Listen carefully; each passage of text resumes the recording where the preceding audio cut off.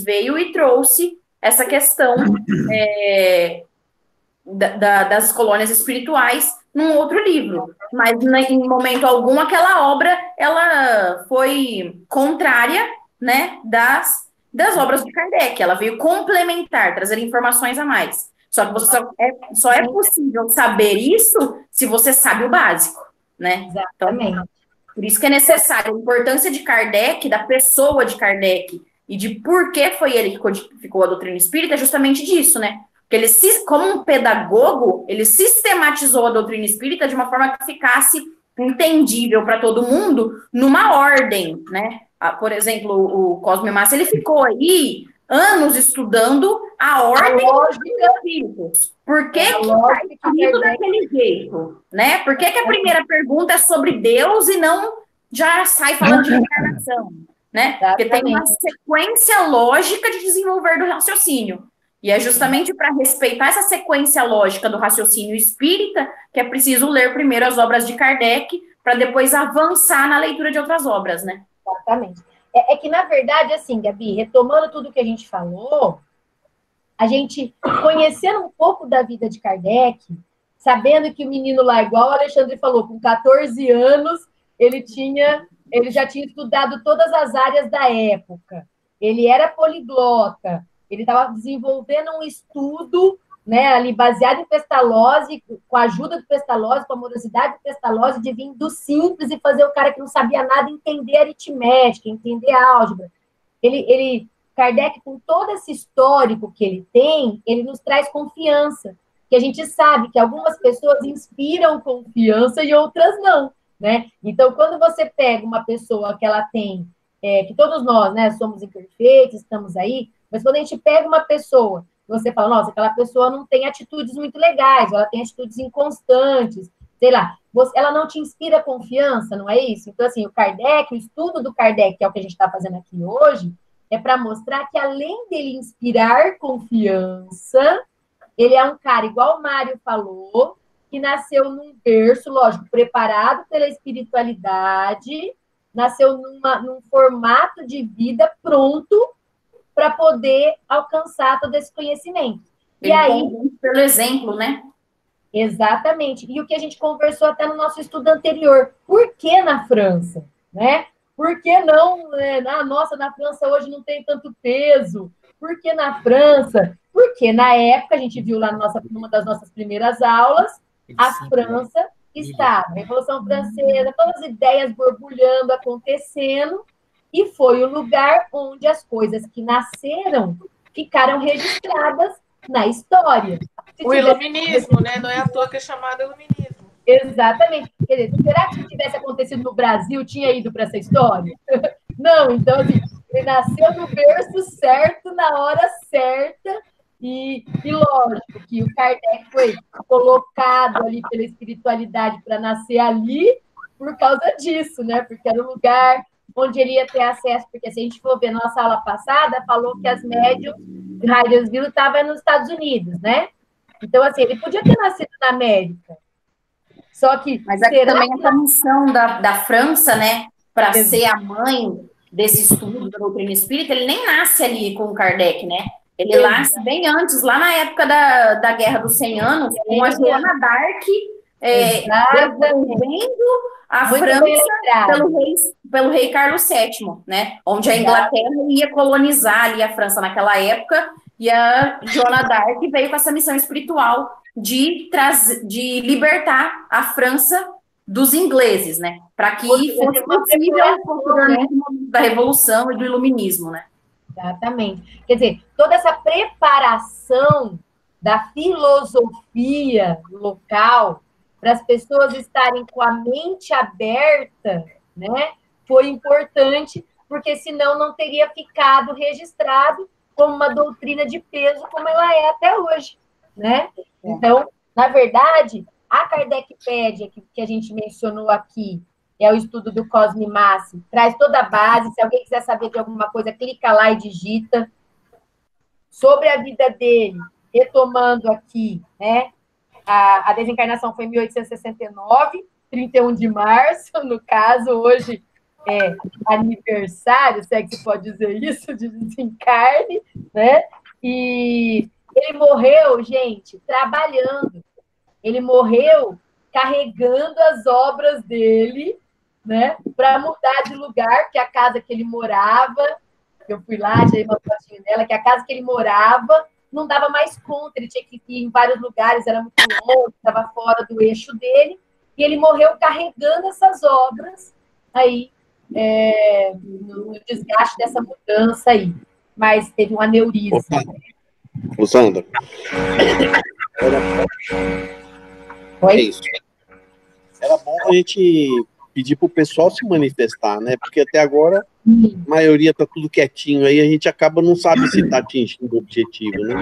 Mas eu achei que esperando... hoje a gente teve uma participação muito, muito legal, sim. E o que é legal também é a gente não inibir os outros que às vezes não querem falar e abrir. Não, mas eu só estou falando para perguntar, não chamar o nominal. Falar para o pessoal, vocês não têm nada que vocês gostariam de perguntar, porque às vezes eles estavam esperando alguma informação ou algum tipo de informação que não foi passada. Então, às vezes... comentou lá, Nair comentou, a gente não veio para estudar o Kardec, né? Você acha, Nair, que com essas informações de hoje você conhece o Kardec? Ainda não. Né, Nair? Você quer saber mais ainda, né? Muito mais. E se me perguntar também tudo que foi falado, não consigo repetir. Tem que... mas o que é legal? Aí, memorizar também, né? Mas eu estava falando para minha mãe agora mesmo, né? No livro do ESD aqui, o módulo, né, o roteiro que a gente está estudando hoje, que é a parte da biografia de Kardec, só os subsídios para poder embasar esse estudo tem umas 10 páginas, né? Só a parte dos capítulos mais longos, né, Gabi? Um dos roteiros mais longos. Então, é gigantesca, assim, a importância do estudo da biografia dele. É muito extensa, muito longa para poder compreender e abranger toda a complexidade que envolve, né, o Kardec e a missão de codificação dele. Mas como que você resumiria o boom da obra de Kardec? Por que você acha... Porque falamos isso lá no começo. Vamos ver se você conseguiu absorver. O que você acha que deu esse boom da obra dele? Por que a obra dele conseguiu alcançar e ficar aí tão abrangente no plano, né, da Terra, dos encarnados aí? Mesmo surgindo na França, lá não tem tanta... O que você acha?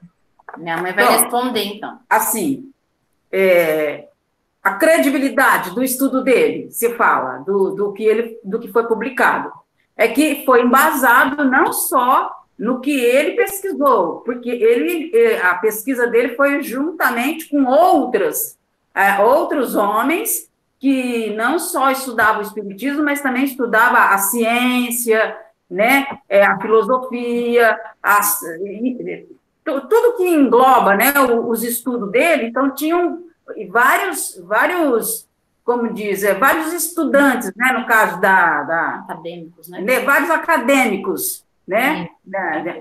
E o que é legal, a questão dele ser pedagogo, né, Nair? Dele ser professor, né? Então, o estudo dele, ele teve essa credibilidade justamente por isso, e também foi feito em vários pontos do planeta, né? Que foi ao mesmo tempo que outras manifestações que a gente viu na nossa aula passada, né? Exatamente. Então, isso daí já dá essa credibilidade para a gente. Outra coisa que eu acho também, nesse sentido, além do que você já tinha falado, que é a questão do exemplo, né? Allan Kardec, ele tinha um exemplo de vivência, né? Então, a credibilidade dele passava através da pessoa dele. Mas além eu acho que tem disso, mais tinha a questão do método, né? O método que ele desenvolveu para codificar a doutrina espírita, né? É um método de controle universal. Era um método que ele começou a estudar a doutrina espírita através do ceticismo dele, científico, né? E aí, por isso, ele desenvolveu todo um método científico para poder documentar essas manifestações espíritas. Né? Mas eu acho também que teve outro detalhe, que foi a questão da busca que as pessoas tinham também na época. Existiam, não só, a gente vê isso hoje, mas lá naquele momento também tinha muita gente buscando alguma coisa para responder. As mesas girantes, né? Muitas pessoas iam ver a busca das pessoas é que também deu esse boom. Eu acredito que o fato dele ter credibilidade, sim, mas o fato das pessoas buscarem alguma coisa, e eram pessoas que também eram cientistas, estudiosos, né, que também estavam nessa busca de algo, e ele vem com o estudo dele preencher essa busca dessas pessoas. Então, mas a maioria, assim, tipo, vamos dizer, o povão era mais curioso mesmo, né? Era mais na questão da curiosidade. Agora, os acadêmicos, aquelas pessoas que se aprofundaram mais com ele, eram pessoas que estavam interessadas em documentar, em decifrar o mistério e documentar embasado em verdade. Né? Não só simplesmente o curioso, né? Porque tinha muita gente, até hoje, né? Por isso que tem essas duas vertentes, uma da busca pela curiosidade, que é como ele atinge a população menos abastecida, né? Como aquelas que da elite intelectual que também buscava alguma coisa, mas baseado em dados, em ciência.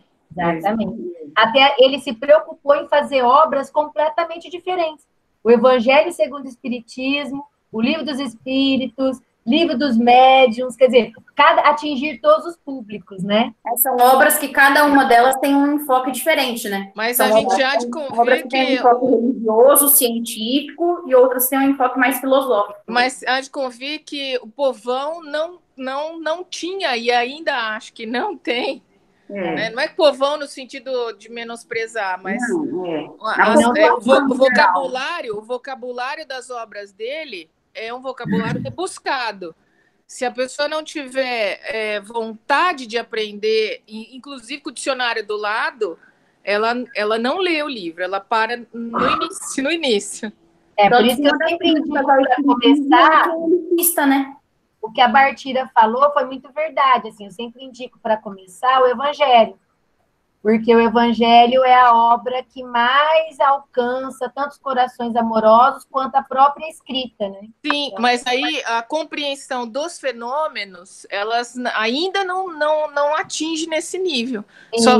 Só vai atingir da compreensão dos fenômenos, e mesmo acreditando na reencarnação, quando você começa a estudar Livro dos Espíritos, Livro dos Médiuns e as outras. O Evangelho seria a busca da religião, vamos imaginar assim. Né? E o resto seria a busca científica.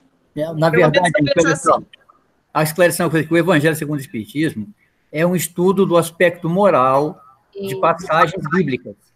Em todos os evangelhos, ele vai lá, você vai ter uma passagem pega lá do Novo Testamento, ou até às vezes do Velho Testamento, ele vai fazer o estudo do aspecto moral dessa passagem. Então, ela está intrinsecamente associada à Bíblia. Por isso que ela é maior. E agora, essa questão da intelectualidade, isso me incomoda um pouquinho, porque se você... É claro, quando você fala, Dona Nair, que você fala da questão de falar da vida do Kardec. Se fosse falar uma coisa sobre a minha vida, ia ter 5 capítulos. Os 2 primeiros ia ser sobre meus dados pessoais, ia ser chatíssimo. Os outros 3, então, ia ser bem pior, porque ia falar disso. Agora, quando você fala de um cara como Kardec, ou como Jesus, ou como Chico, você vai ter... Não precisa falar nada. E aí eu pergunto, qual foi a faculdade que Jesus Cristo fez?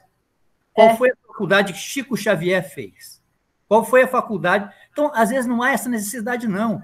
Esse conteúdo que existe, você começando, quer seja pelo Livro dos Espíritos, que é esclarecedoríssimo, quer seja pelo Evangelho.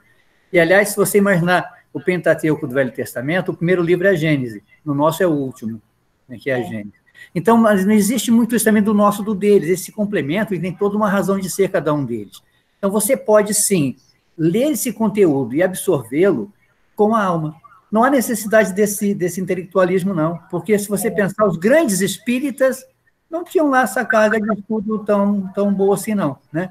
Então, Eu concordo com você, mas se você vê hoje a realidade dentro da maioria dos centros espíritas, você vê mais intelectuais do que pessoas que têm menos estudo. Isso vem, mas eu tenho, por exemplo, o grande questionador para mim do espiritismo é o porteiro do local que eu trabalho. Ele vem conversar comigo e fala assim, pergunta para o seu Mário, ele é daquelas coisas lá do Kardec? Eu falei, eu sou daquelas coisas lá do Kardec, se pergunta. E ele todo dia tem uma pergunta nova. Aí eu dei o livro, comecei realmente dando para ele ler, para que ele lesse, foi realmente o Evangelho, porque eu sei que vai ter essa facilidade para entender. Entendeu? Mas, assim, de maneira geral, a própria história do espiritismo conta que ele tem essa abrangência, o difícil é captar essa essência. Quando capta, aí não tem mais jeito de você estar pego, porque é uma iluminação. Se você quiser, eu até falo, você quer compreender o Velho Testamento, leia Kardec. Você quer compreender o Novo Testamento, leia Kardec. Você quer compreender o Alcorão, o livro tibetano dos mortos, leia Kardec. Você vai entender tudo. Você vai entender tudo. Pessoal, nós vamos ter que finalizar aqui, porque a gente, primeiro que deu o nosso horário, e eu sei que a gente quer aprender muita coisa, está muito simples, está tudo muito gostoso, a gente poder falar e trocar ideias.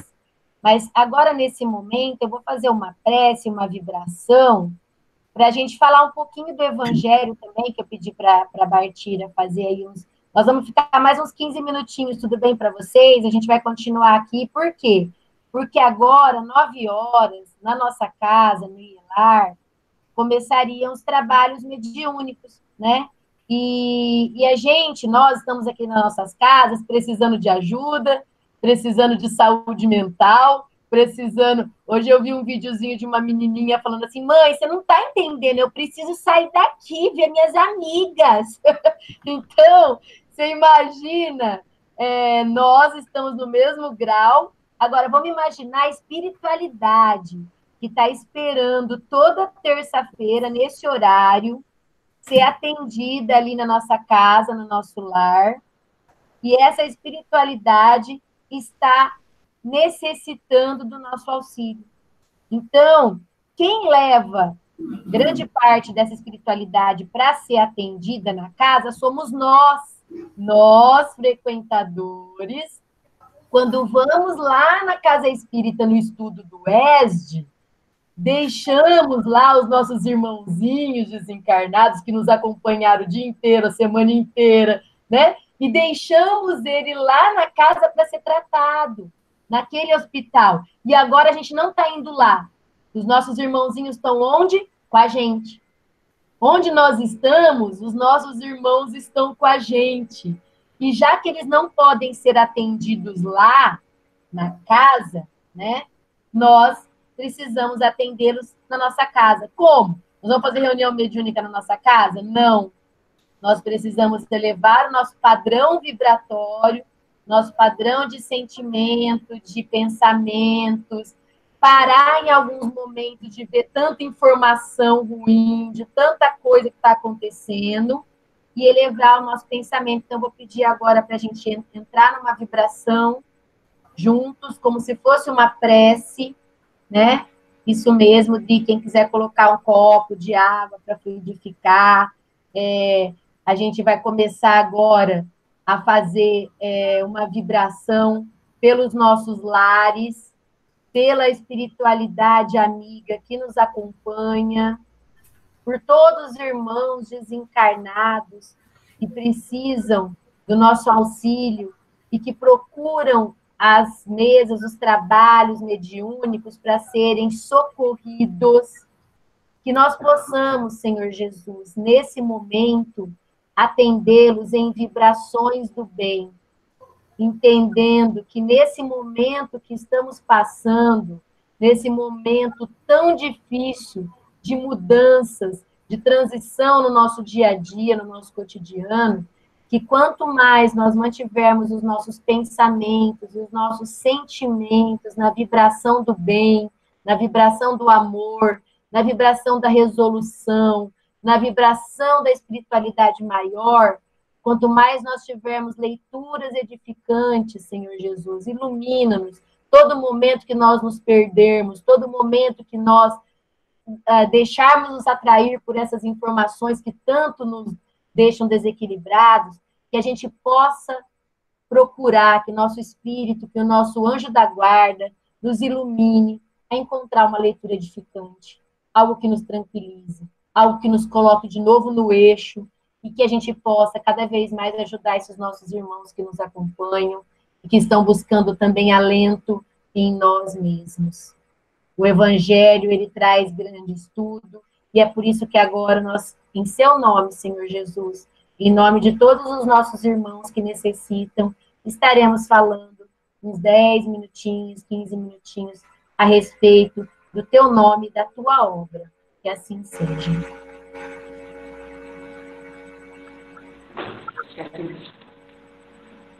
Tá? Vamos lá. Então, assim, galera, boa noite.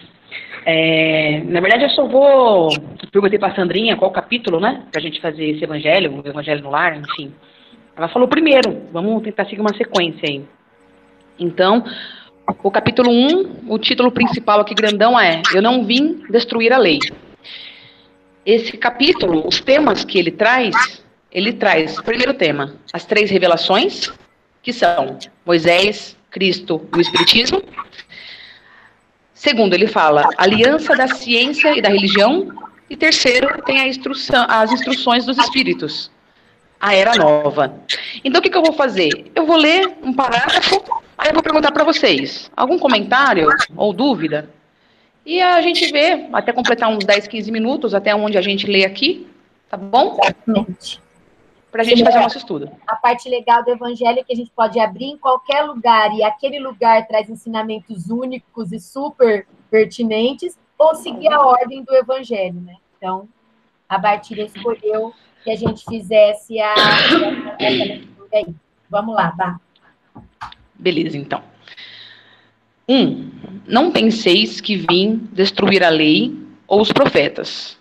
Eu não vim destruí-los, mas dar-lhes cumprimento. Porque eu vos digo em verdade que o céu e a terra não passarão antes que tudo o que está na lei seja cumprido perfeitamente. Até um único J e um só ponto. Então, essa é a passagem de São Mateus, capítulo 5, versículo 16 e 18 na íntegra. Aí vem o primeiro subtítulo aqui, vai falar sobre Moisés.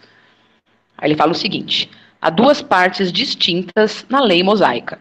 A lei de Deus, promulgada sobre o Monte Sinai, e a lei civil ou disciplinar, estabelecida por Moisés. Uma é invariável, no caso, a lei de Deus. A outra, apropriada aos costumes e ao caráter do povo, se modifica com o tempo. Aí ele vai falar aqui quais foram as leis de Deus, né? Que foram pronunciadas lá no Monte Sinai. A lei de Deus está formulada nos 10 mandamentos seguintes. Eu sou o Senhor, vosso Deus, que vos tirei do Egito, da casa de servidão. Não tereis outros deuses estrangeiros diante de mim. Não fareis imagem talhada, nem nenhuma figura de tudo que está no alto, no céu e embaixo na terra, nem de tudo que está nas águas sobre a terra. Não os adorareis, nem lhes rendereis culto soberano. Então, essa é a primeira lei, né, que antes, pelos costumes da época, focava em vários deuses e está trazendo para a questão de Deus, que é o Deus único. A segunda lei: não tomeis em vão o nome do Senhor vosso Deus. Terceira: lembrai-vos de santificar o dia de sábado. Quarta: honrai o vosso pai e a vossa mãe, a fim de viverdes longo tempo na terra, que o Senhor vosso Deus vos dará. Quinto mandamento: não matareis. Importante.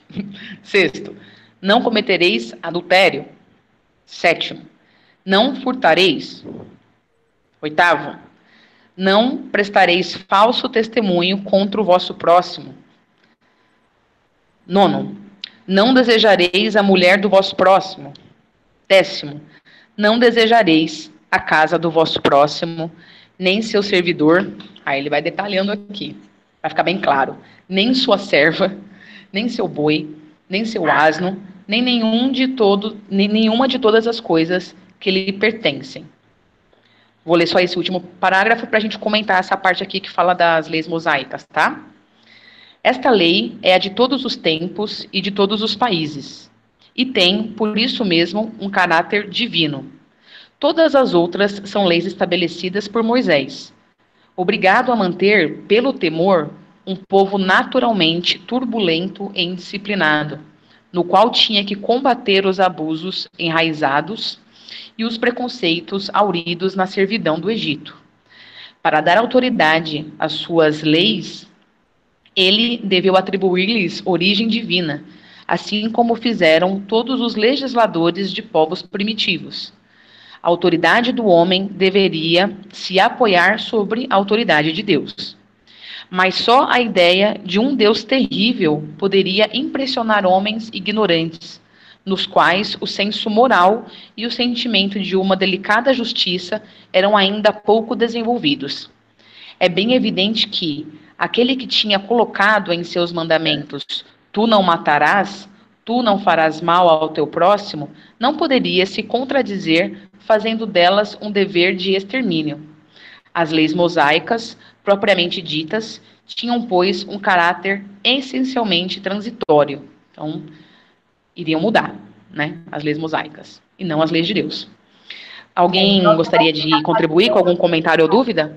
Você vai ensinar para uma criança de maternal, não é a mesma coisa, o mesmo jeito que você vai ensinar para uma adolescente, para um jovem. Então, é esse momento da evolução aí que ele fala, né?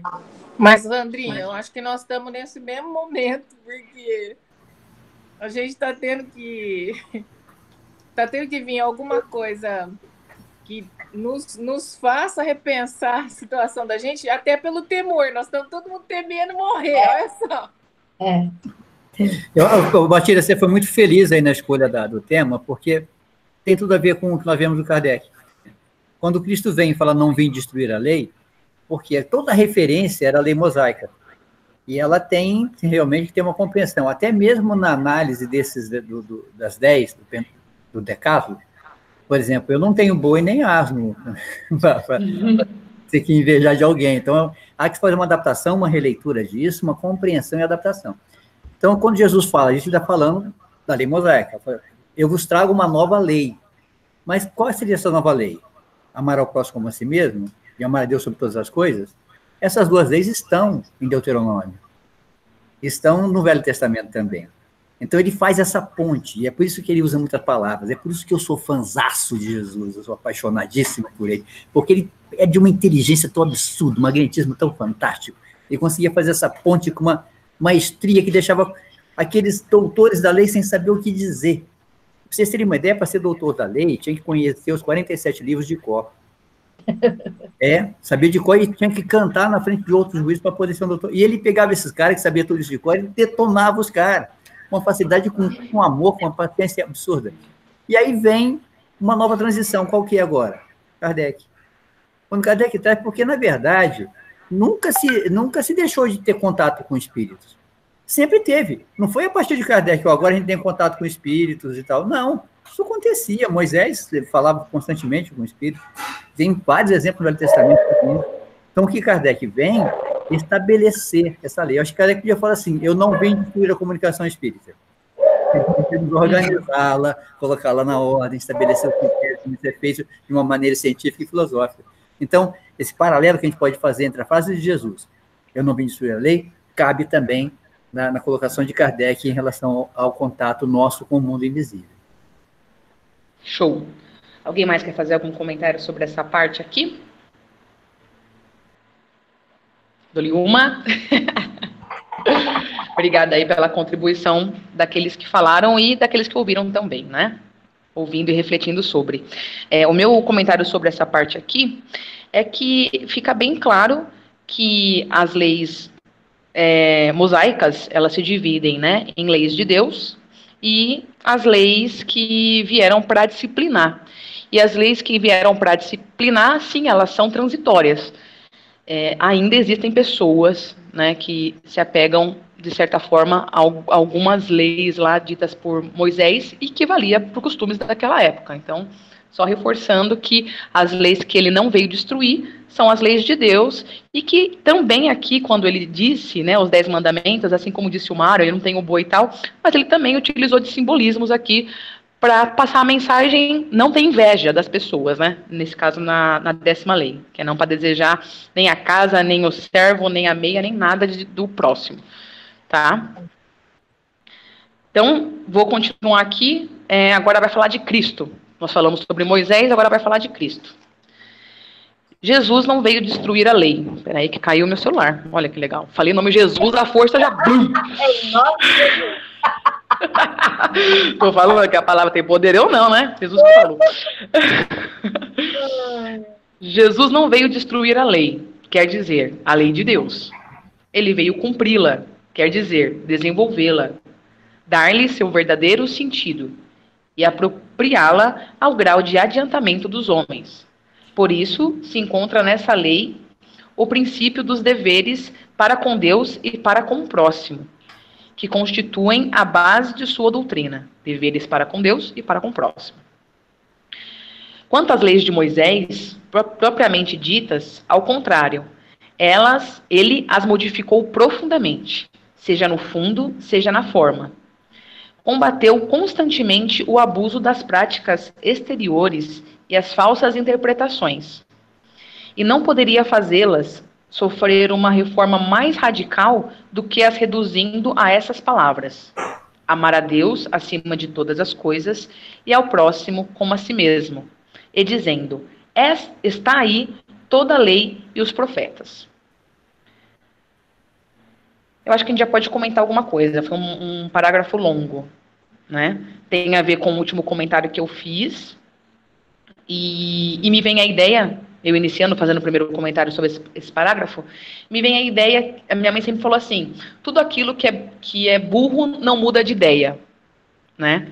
E a minha mãe sempre me ensinou a ter o direito e quase até o dever de mudar de ideia.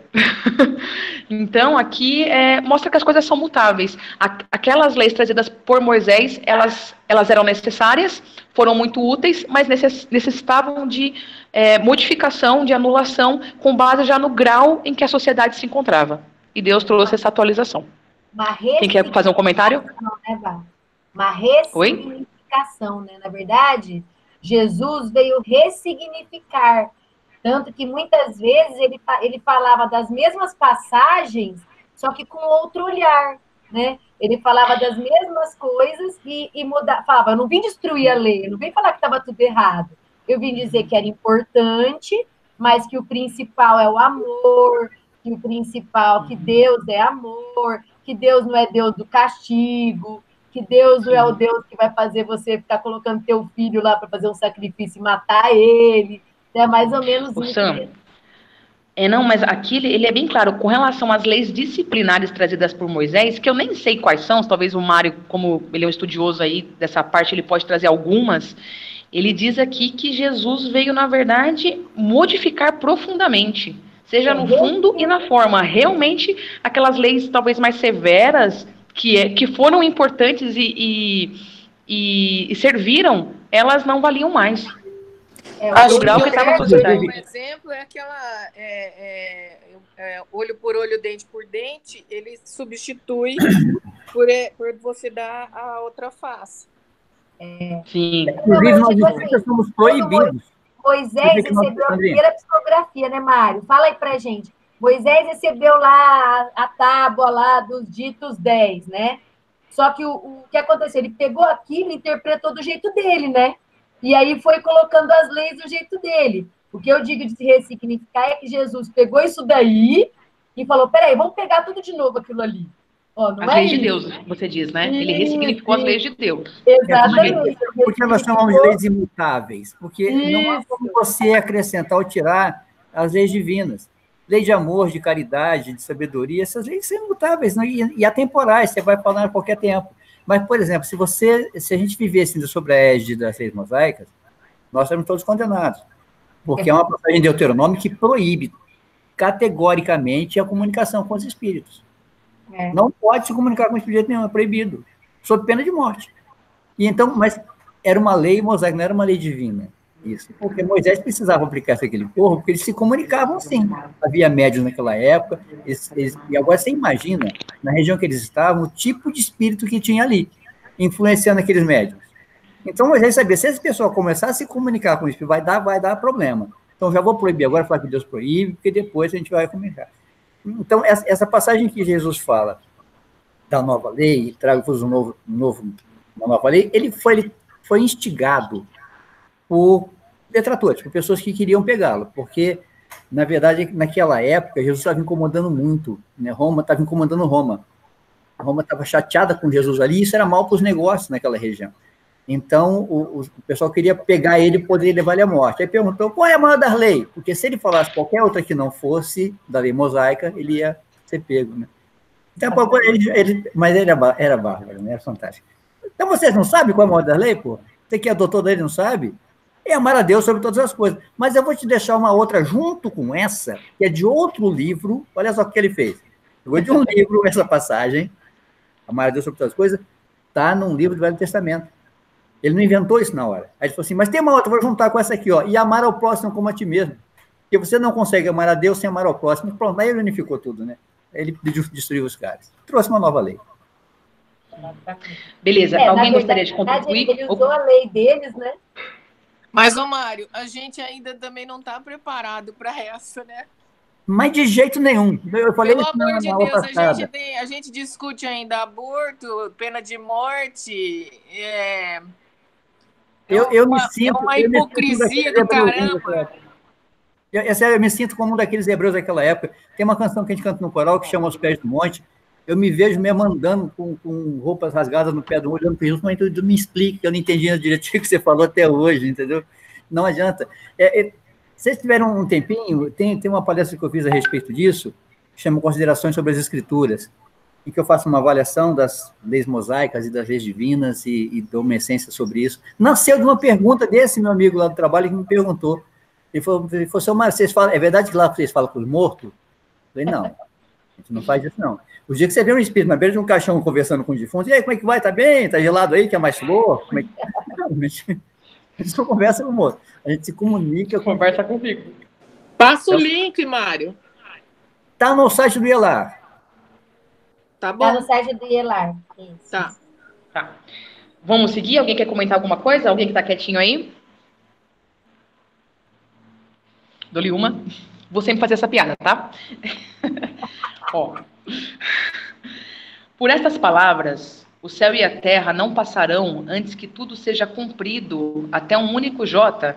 Jesus quis dizer que seria preciso que a lei de Deus recebesse seu cumprimento, quer dizer, fosse praticada sobre toda a terra, em toda a sua pureza, com todos os seus desenvolvimentos e todas as suas consequências. Porque de que serviria ter estabelecido essa lei se ela devesse permanecer privilégio de alguns homens ou mesmo de um único povo? Todos os homens, sendo filhos de Deus, são, sem distinção, o objeto da mesma solitude. Mas o papel de Jesus não foi simplesmente o de um legislador moralista. Sem outra autoridade que a sua palavra, ele veio cumprir as profecias que haviam anunciado sua vinda. Sua autoridade decorria da natureza excepcional de seu espírito e de sua missão divina. Veio ensinar aos homens que a verdadeira vida não está sobre a terra, mas no reino dos céus. Ensinar-lhes o caminho que para lá conduz, os meios de se reconciliar com Deus e os prevenir sobre a marcha das coisas futuras para o cumprimento dos destinos humanos. Entretanto, não disse tudo, e sobre muitos pontos se limitou a depositar o germe de verdades que ele próprio declara não poderem ser ainda compreendidas. Falou de tudo, mas em termos mais ou menos explícitos. Para compreender o sentido oculto de certas palavras, seria preciso que novas ideias e novos conhecimentos viessem dar-lhe a chave a essas ideias e não poderiam vir antes de um certo grau de maturidade do espírito humano. A ciência deveria contribuir poderosamente para a eclosão e o desenvolvimento das ideias. Seria preciso, pois, dar à ciência o tempo de progredir. Para aqueles que têm a dúvida, a gente estava comentando agora no estudo, o porquê da época, o porquê na França. Isso aqui estava planejado faz tempo já, né? Não foi à toa a data que veio a nova revelação, que veio o Espiritismo. Era a data que a ciência estava com tudo mesmo. Alguém quer comentar? Sem comentários. Eu vou fazer um último comentário, depois prometo me calar, porque assim, tem coisas que me pegam erro, né? Como a Alice falou agora há pouco, é assim, tudo que foi dito, tudo que foi redito depois por Cristo, porque, acreditem, o Velho Testamento tem passagens belíssimas, ensinamentos fantásticos, e outros livros também. Eu recomendo muito a leitura do Corão, é um livro em versos, delicioso de ler, o próprio tempo Pentateuco hebraico, maravilhoso. Agora, junta isso com a Bíblia, junta isso com as coisas de Kardec. Gente, com todo esse embasamento, a gente não fazemos nada ainda. Não fazemos nada. Eu estou preparando agora uma nova palestra em que eu associo as leis da física quântica com as leis da física newtoniana, entre a relação aos ensinamentos bíblicos, todos os ensinamentos feitos religiosos, com as nossas atitudes. É impressionante como isso é igual. Não combina nada da lei quântica com a lei newtoniana. E não consegue se explicar nada do que nós aprendemos até hoje e que não praticamos. Então, nada disso vai valer a pena, tudo que nós fazemos aqui, se não botar no cotidiano, não botar na parte, se esforçar para fazer isso, pelo menos, porque é difícil. Que é a conduta, né? Conduta. Ação do dia a dia. Nós estamos muito ruinzinhos, pelo amor de Deus. Até fico com medo, porque eu falei, cara, o que nós vamos fazer depois? Tem que pegar o conta corrente lá e falar, caramba, quarta coisa. Você terminou o assunto? Você já terminou o capítulo? Então, agora viria a parte que é falar do Espiritismo. Falou de Moisés, falou do Cristo e falou do Espiritismo. Se vocês quiserem, eu acabo só de ler essa parte do Espiritismo, tá? Porque tem mais no capítulo, né? Mas acaba sendo muito extenso. E aí a gente comenta sobre Espiritismo e finaliza. Ou, se vocês quiserem, a gente já pode finalizar agora mesmo. Eu penso que já deu o nosso horário, que a gente comentou que faria, né? Então, você poderia terminar aí com uma prece, ou se alguém quiser terminar com a prece, para a gente tentar cumprir esse horário, e a gente continua na próxima terça com o fechamento do Espiritismo, e com certeza vai ter tudo a ver com o nosso estudo da próxima terça, que sempre bate. Combinado. Eu acho que a gente não precisa fazer um capítulo por evangelho. A gente faz 15 minutos, 20 minutos por evangelho, e vai seguir na sequência. Para poder todo mundo falar um pouquinho, para poder ouvir as opiniões e realmente vibrar, né? Em sintonizar todo mundo aí, né? Certo. Quem gostaria Alguém quer fazer a prece final? Final. Posso fazer, Sandrinha? Vamos lá. Bora lá. Então, agora nós vamos nos conectar com a espiritualidade amiga, protetora dos trabalhos desta casa de oração que nos acolhe, vibrando numa só sintonia, pedindo para que cada irmãozinho que necessite de esclarecimento, de paz, que possam se sentir envolvidos por cada um de nós e terem a certeza que são seres bem amados, que também podem gozar da proteção divina, que encontrem a luz, a paz e o aconchego, que possam alçar voos de liberdade